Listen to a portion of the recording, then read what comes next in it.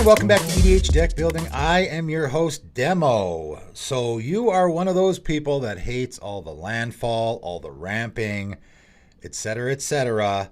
This is the list for you. This is essentially cards that are hating on ramping, a little bit of landfall, maybe a combination of both. Some are just hating on your opponents playing lots of different colors. There's a combination of things on this list of cards. It's a very interesting group.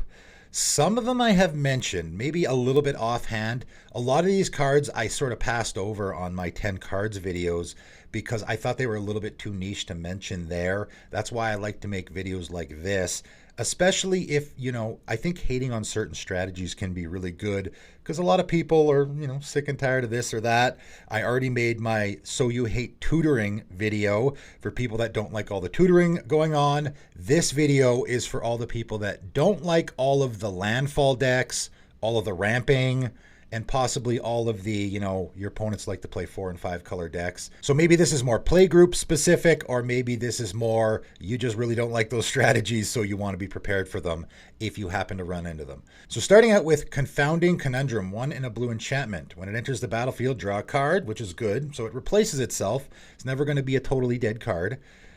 I really don't think it's ever going to be a dead card anyway, though, because whenever a land enters the battlefield under an opponent's control, if that player had another land enter the battlefield under their control this turn, they return a land they control the owner's hand, so they can only play 1 land per turn, which is great against those decks like to ramp like crazy. It's not as good against the landfall deck. It also hates on the Azusa, I play more than 1 land each turn thing. However, they will still get the landfall triggers, right? So if you have an Azusa in play and you can still play the land, then you just got to pick it up again. Then you can play it again. Then you got to pick it up again. So you're never going to get more than 1 land in play, but you can still get the landfall triggers. So I guess this card works really good against ramping and not so good against a landfall deck. I mean, it still does work good. They'll just still get the landfall triggers if that's what they're looking for. I had already mentioned this on cards that I think are criminally underplayed in the format, because this card works against almost every deck because it works against fetch lands. And I had someone say, in the comments of that video, oh, it doesn't work against fetch lands because they can just play the fetch land on their turn and then crack it on someone else's turn. Okay, but then they don't get to use their land for the turn, right? I mean, they're playing the land and then not using it. So it is still hurting them, right?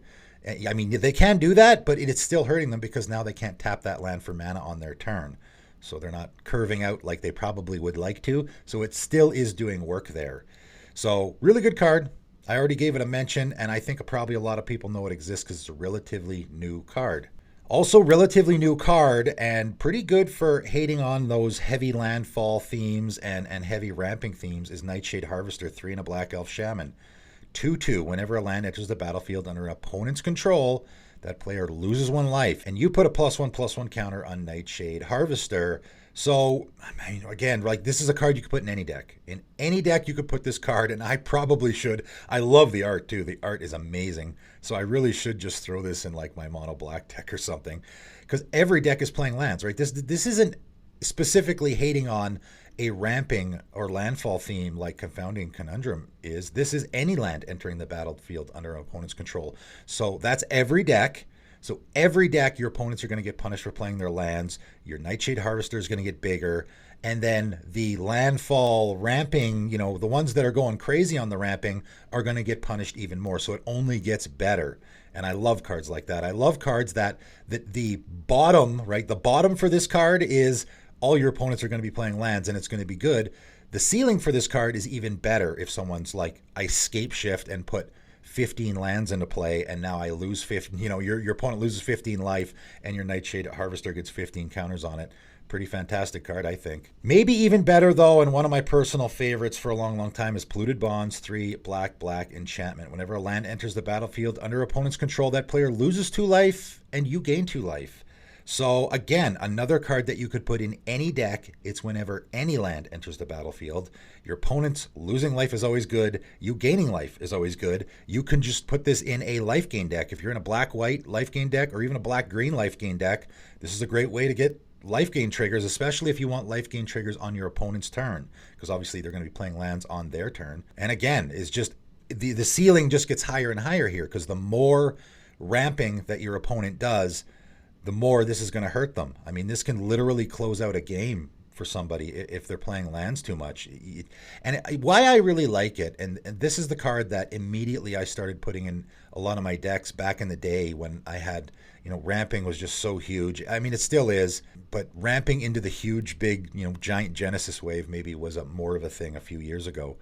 And I started putting this card in all my decks because they don't really notice, right? That's the great thing about cards like this is your opponent will play a land, they lose 2 life, you gain 2 life. They don't really care. They just go about their day. They don't really notice. And it's one of those things that sort of eats away at you and your opponents don't even really notice until their life starts getting really low. And then typically by then it's too late. So a really great card. Again, you could probably put it in any deck. Next up, Invader Parasite, a little lesser known, probably a lot lesser known actually. 3 red Phyrexian insect. Has imprint. When Invader Parasite enters the battlefield, exile target land. So right out of the gate, this is a creature that's going to ETB and exile a land. That's pretty unique, right? If you think about it. So you can, if you want to, just use this to exile your opponent's Cabal Coffers or something if you really want to get it off the table. It's a 5 mana creature. It's a 3/2 body. That's not bad, right? And you're exiling a land. Maybe you can blink it or copy it or something and do it again. However, whenever a land with the same name as the exiled card enters the battlefield under opponent's control, Invader Parasite deals 2 damage to that player. So now I can play it against that mono green deck that's ramping like crazy and exile a forest, right? So they're already down a land, so you're already hurting them a little bit. And then every time a forest enters the battlefield, it's going to deal 2 damage to them. And if you have other opponents that happen to be playing forest as well, it's going to deal them damage whenever they play a forest. So can be really good in the right situation, right? In that situation where, you're in that play group where all your buddies like to play green decks and ramp like crazy, this might be a great card for you to give consideration to. Another very fringe card and a really interesting one that I like a lot is Tunnel Ignis, 1 and a red elemental 2/1. Whenever a land enters the battlefield under opponent's control, if that player had another land enter the battlefield under their control this turn, Tunnel Ignis deals 3 damage to that player. I mean, that's pretty decent. And again, very similar to the Confounding Conundrum where the first landfall is not going to get you anything. So this is a little more specific. Again, some of the cards I mentioned I think could probably go in any deck and they'll be good for you. This is more in the Confounding Conundrum scenario where you probably want to be a little more specific with it if you're in a play group where your opponents or your buddies in your pod like to play lots of landfall and ramping decks. But, again, they play that land. If it happens to be a fetch land, they crack it, go get another land. Now they take 3 damage. If they cast a Sky Shroud claim, they have 2 lands entering the battlefield. That's 3 damage unless they played a land that turn. Now it's 6 damage, right? Again, the bottom here isn't great. This has, of all these cards, has the lowest bottom because it might do nothing. But it also has probably the highest upside where, again, your opponent casts that Scape Shift and has 20 lands enter the battlefield and they just die. They take 60 damage, right? So it can be really, really good. It's fringe, but can be really, really good. I also want to talk about those Blood Moon type of effects. And I know people don't love these ones, but cards like that can help in the sort of other scenario where my opponent's playing lots of lands and also playing lots of colors. Obviously, Blood Moon is great that way. It's more niche in the other direction where my opponent likes to play 4 and 5 color decks. That's the other kind of cards that I'm talking about on this list. Just general hating on lands and different colors of lands and all that kind of stuff without actually getting into, I'm going to just cast an Armageddon. Obviously, we all know that kind of stuff exists. Just blowing up lands, I'm not really covering here. I'm just talking about the cards that are making your opponents pay for doing those kinds of things. They're going to pay for playing lots of lands, and they're going to pay for playing lots of colors. And of course, Blood Moon, as we all know, is great for that. Also, Magus of the Moon, right? If you don't know that one exists. Also, Back to Basics. 2 and a blue enchantment. Non-basic lands don't untap during their controller's untap steps. And again, this is such a gray area where, raise your hand if you're going to be upset if someone plays Back to Basics in a casual game. I'm sure that there's a lot of people that would, a lot of people that wouldn't. This is, again, this is the situation where 3-4 years ago, I would have probably just scooped and been like, I'm out of here. That's not a casual card. And now I'm completely the opposite, where I just would be completely okay with it. You do have to be careful, though. I'll just say this. I know a lot of people will think that this shouldn't be played in a casual game. However, you do actually have to be careful with it. With cards like Blood Moon and Back to Basics, I can't count how many times I've seen someone drop a Blood Moon or a Back to Basics in a casual game, and the mono green player is like, yes, oh baby, because they're not getting hurt at all by it, right? It's not hurting them, so they just go crazy, right? You can't just throw this down to hate on the 4 and 5 color deck, because sometimes you'll give a huge advantage to another guy, right? So it's not that easy. Sometimes you really got to think about where the game is at, and maybe hold a card like this in your hand for a long time and wait for the right moment, right? Wait till the mono green player is out of the game, or they have a lot of catching up to do, something like that. Got to be careful with it. Is it casual? It's it's up for you guys to decide. There it is. I actually think it's a pretty good card. Typically every deck is going to have a few basic lands in it, so you're not going to be completely shut off by this. And mana rocks too, right? Don't forget. Speaking of the mono green decks, though, their answer to this issue is Hall of Gemstone. 1 green world enchantment. At the beginning of each player's upkeep, that player chooses a color until end of turn. Lands tap for mana produce mana of the chosen color instead of any other color. This one I really like. This is, again, I think you probably only want to put this in a mono green deck. You could go as high as 2 color. I mean, you could do what you like, but I think probably definitely don't want to go higher than 2 color, because you're only going to get 1 color out of your lands. And that's why I like this card. I think it's a more friendly version, a more casual version of Back to Basics or Blood Moon, where it's not completely shutting off anybody.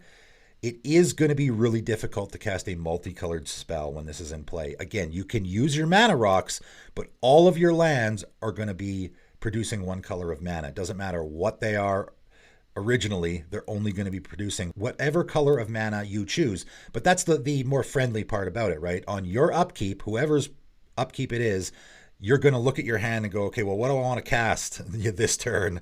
And you're going to pick a color to, so that it allows you to do so. The more colors you play, the more this is going to hurt. If you're in a monocolored deck, it's not going to hurt you at all, right? If you're playing a mono red deck, this hurts you not at all, because you just choose red and you're fine. If you're in a 2-color deck, it'll hurt you a little bit, but not, it'll keep you from playing probably multiple spells on a turn. You should be okay, though. Also should be noted that it doesn't hurt you on other players' turns, right? So if you're in like a deck where you have counter spells, you can cast the counter spells or the removal on other players' turns just fine. This is only at the beginning of each player's upkeep. That player chooses a color until end of turn. So at the end of turn, it shuts off, and on other players' turns, you can just play your stuff normally, or your lands tap for mana normally. I just think it's a really great card. It's a really great card it makes people think. It doesn't completely shut players off. It just makes them think, which I like. Getting to the even more fringe and out there scenarios. And again, just cards that are sort of hating on those 4 and 5 color decks, very fringe. If you're in a play group where that's a thing, this is an option for you. Mask of Intolerance, 2-mana artifact. At the beginning of each player's upkeep, if there are 4 or more basic land types among lands that player controls, Mask of Intolerance deals 3 damage to that player. It's very fringe. I almost was going to give this a mention in my 10 cards video, and I thought, man, it's just too fringe. I love, the card. It's a cool looking card. I like the art. I like everything. This is one of those cards that I've wanted to put in decks, but it's just a little too fringe, I think. I mean, your opponent has to have 4 basic land types. So again, if you're in a play group where all of your pod likes to play 5 color decks, this is going to be pretty great. It's just going to be hitting them for 3 damage every single turn, all of your opponents, right? 4 or more that's a lot, right? If this was 3 or more basic land types, I would definitely probably throw it in a couple of decks, because that's going to be almost every game. But 4 or more is kind of a lot. So they have to be playing a 4 or 5 color deck in order for this to do anything. That's why, I don't love putting cards in my deck that are going to be dead cards. But again, if you have that pod or that play group, this is an option for you. And finally today, one of my personal favorites again, Planar Overlay, 2 and a blue sorcery. Each player chooses a land they control of each basic land type, returns those lands to owner's hand. Again, hating on the more land types sort of scenario. This one I do have. I have this in my Abishon deck because I just think this is always going to be at least good. In a mono blue deck, I think you could just throw this in any mono blue deck and it'll be good, because you're only picking up an island, right? Each player is going to look at the lands they control and choose a land type of each type and pick up that one, right? So if you're in a mono blue deck, you only pick up an island. That's it, because that's the only basic land type you're going to have.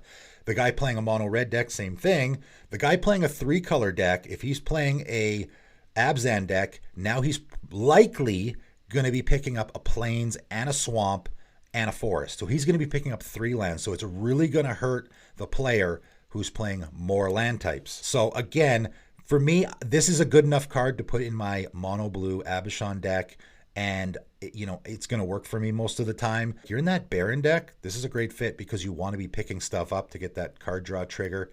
It actually does work in a lot of decks as well if you're fitting that theme. If you're in a Landfall deck, maybe you're in that Cosima deck. That's another deck that I threw this in where I want to pick up my land so I can play it again. This card really does fit in a lot of decks, but ultimately really, really hates on the, those more color decks, the 4 and 5 color decks, because picking up 4 or 5 lands, oh man, that's rough. And again, it's going to unbalance it so that the monocolored decks, really, it's not going to hurt them much at all. Really great card, I think. But that is it for my list today. These are just cards that, again, hating on ramping, hating on landfall, hating on lots of different colors. There's lots of things going on here that these cards sort of fulfill. I also will say, if you really hate the ramping is searching your library typically, right? So the tutoring video, all those cards also work against the tutoring for lands, scenario, right? A lot of those landfall decks, like if you think about a Tatiova deck, some of the cards on this list will be great against that. Some will be not so good. Most of the tutoring ones will as well, right? So you can go check out my hating on tutoring video because all of those will probably work as well if you want to hate on the ramping theme there.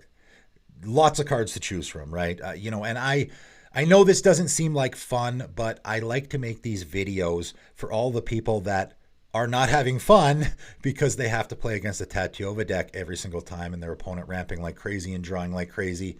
That's kind of not fun too, right? And we don't want to just get upset with people every time they show up at a table with a Tatiova deck or whatever their landfall deck is. It's nice to have answers like this so that in the end, you sort of can balance things out. I like balancing things out. A lot of the cards on this list for me are very similar to removal. I say the same thing about removal all the time, where it just sort of evens the game out for the guy who has maybe the more high-end deck. That's why I like removal, and that's why I like cards like this. What do you guys think? Did I miss anything for sort of hating on that landfall theme? If I did, let me know below. But that is it for today, and thanks for tuning in.